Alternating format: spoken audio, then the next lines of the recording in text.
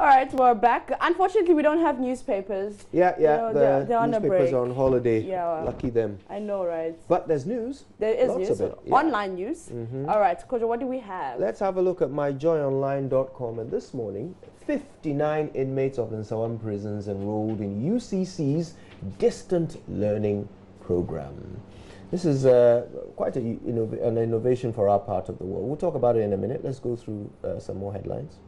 Sarkodie is the only Ghanaian artist to reach the top, and that's according to R&B singer Akon. I don't know. I saw this on Twitter, and a lot of people were just they weren't certain. I mean, is he really? Because he said he's the biggest, and I'm not sure about that. I mean, he's big. He is. But is he the biggest? There are ways of measuring that might give you Sarkodie as the answer. Yeah. For example, if you want to, there are different artists in different genres, right? Sure. Sarkodie is a rap, hip hop Yeah. artist. Shatta Wale, for example, another huge artist, Yeah. is a dance hall artist. So, which of the two has achieved more globally in their genres? Okay. It would probably end up being Sarkodie because of the yeah. BET awards and all that business. International recognition. That's right. Shatta Wale is not small. He's massive. His concerts fill stadia. Yeah. But if you want to measure the global... International. Yeah. So maybe that's what Akon is talking about. Maybe. Probably. Maybe. All right. Okay. But then let's go again, back if it's about awards, then I don't think anyone has won a bigger award than Fuse ODG, who just won a Grammy. Oh, yeah. So I wonder. All right. Okay, then. What else is out there? Okay, GHPL. Yaya Mohammed scores first hat-trick of 2019-20. That's the Ghana Premier League, which has been on hold for over a year. They restarted it, and there's a hat-trick right there and then at the very beginning. Yaya Mohammed responsible for that. Also, Momone, the special one or the stinking ingredient. The mighty Momone is Ghana's answer to Swedish surströmming. It is not, because we don't know what Swedish surströmming is. So we can't be answering a question we don't know. We don't know. Korean hongyohoi, again, we don't know what that is. Or the Japanese kusaya, again, pass. Although not as putrid as the 3 foreign fermented fishes. And now we are comparing how rotten our fish is with global standards. It's still rotten fish. But it's global. It's international rotten fish. I know. It's international rotten fish. So they are saying, yeah, our fish is rotten, but other people's fish is more rotten than ours. I tell you. All right, let's check out what else we have. What does that even mean? All right, government appointees should justify their assets after leaving office, and that's private legal practitioner Martin Bigbu. Now this is interesting. I mean, he said this at Newsfile. Yeah. I was there, and this is the thing that has been going on for such a long time, Maps. You know, to fight corruption, it's important for us to know who is benefiting from their public office privately, privately gaining from their public office. So the idea is that before you are appointed to any public office, including being elected as an MP, you have to declare your assets at the beginning of your appointment. And those declarations have to be checked, you know. People have to know that if you come and write, oh, I own 5 houses, someone should go and check. Make sure that you do indeed own 5 and not 6 or 4 or whatever.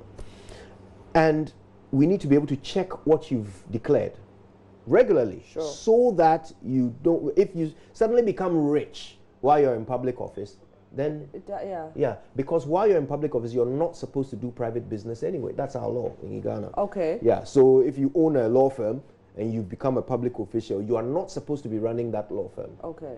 You know, you either hand it over for someone else to run. So your personal assets should not grow by any means that is beyond your salary while you're in a public office.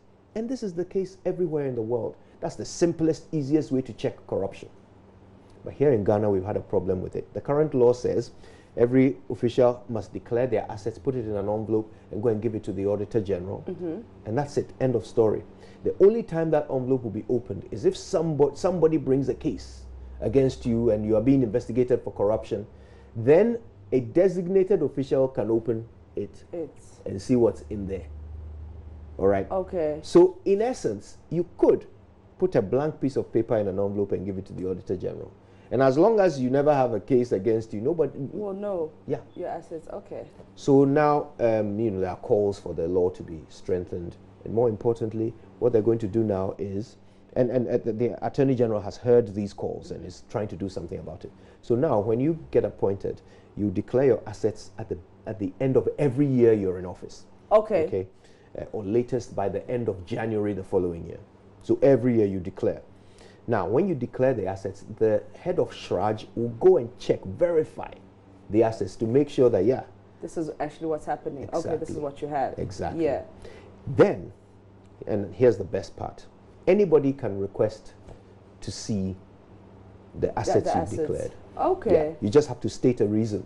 So, for example, I would like to see the assets of the president because I think he's driving around in luxurious cars that are his own property, and I don't think his salary should allow him to drive those cars. Yeah. Okay. So I want to check. Okay, so you have to state a reason. Obviously, it has to be a legit reason. Yes, yes. You can't say, I want to check somebody's assets because I don't like the color of his tie. Yeah, or, because he stole my girlfriend. Or you can't use those. Of course. Yeah, it has to be a valid reason. Yeah, but that's great. It's great. It means that we can now hold them to more account and people actually have to declare their assets because you never know who will ask to see them. To see your assets. Okay, interesting stuff there. But that was a very compelling and interesting end of year edition of Newsfile. Wasn't it? It was. From 9 to 2. It was really great. I was glued to my seat the whole time. Yeah, I was on my TV screen watching. You were glued to your seat at home. To my couch. Thank you very much. All right, let's continue. All right, another story about the Premier League match day 1. Hearts of Oak fall at home. Kotoko win, and the story tells you how it all happened. Highlights of 2019 Afrochella that happened on Saturday at the Alva Sports Stadium. Were you there? No, I wasn't. Where was I on Saturday? I was sleeping. Hey. Where was I on Saturday? Maps. Where was I on Saturday? I don't even remember. Maps, you don't have an alibi for Saturday. No, but we'll look into it. Where was I on Saturday? We'll look into it. I can't remember. No, I was sleeping. Why are you asking me? I'm asking myself. Okay. Thank you very much. All right, yeah. Keep asking. Yes. Anyway, it was good. Afrochella was great. You went? No. Oh. But I know people who did. Of course you did. And they reported to me. That's no, of course you do. Oh, no. Of course you do. I know you know people. Yeah, and they went. Okay. And they enjoyed. One more story. Yeah, this is the 8th story on our rotating carousel of headlines. Thank you. WHO statistics show that Accra's air is highly contaminated. I feel like this is not news.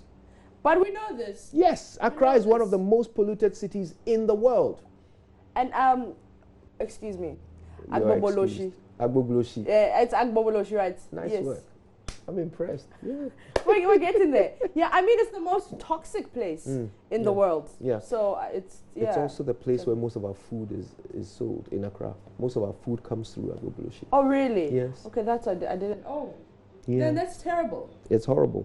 Oh no, I didn't know that. Does that put you off your lunch? No. No.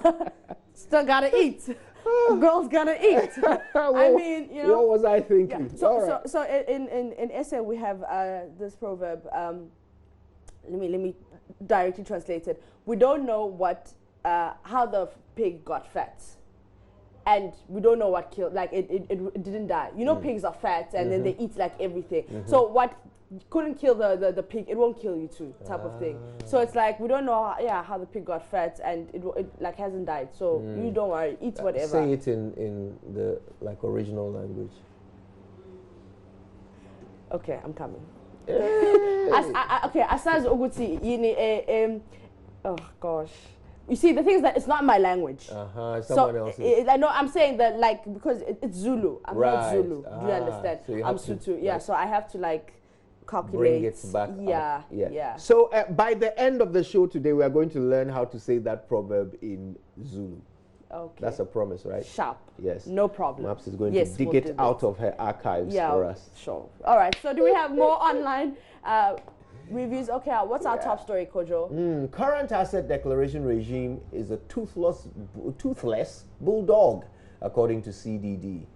That also happened. That was also said at the same news file event, and it's about what we just discussed. All right.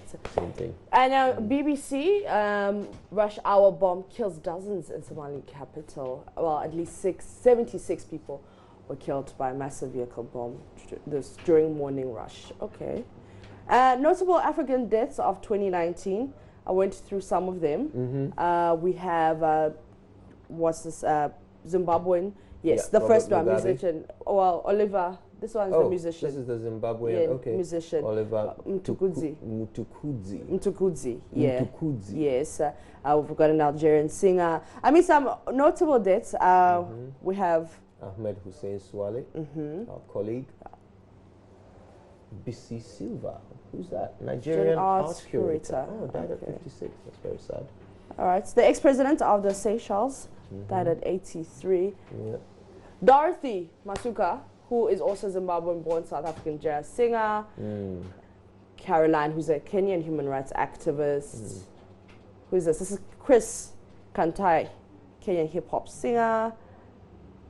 All right, we have some interesting names there. Let's see if we can go up. I was going through the list. Let's see if we can get some people we can, identify with on that. Who else? I like that name, Papi Fati, Burundian footballer. But he died at 28. That's sad. That is sad. Yeah. Yeah. Let's keep going. Let's see who else is on this list. Fred Brownell. The designer of the South African flag. Yeah. Oh, really? Yeah. Oh. Okay. Very impressive. South African artist. Yeah. Bob Collymore. This one is Nomklenuke, great South African actress. Yeah. Okay. Let's keep going. Wow, so many people died. I know, it's unfortunate. So this one was also very terrible, how he died. I mean, the crime in SA is like out of hands. He was killed in the commission of a crime. Yeah. He was chased down and what's this thing called? Gunned down. Yeah.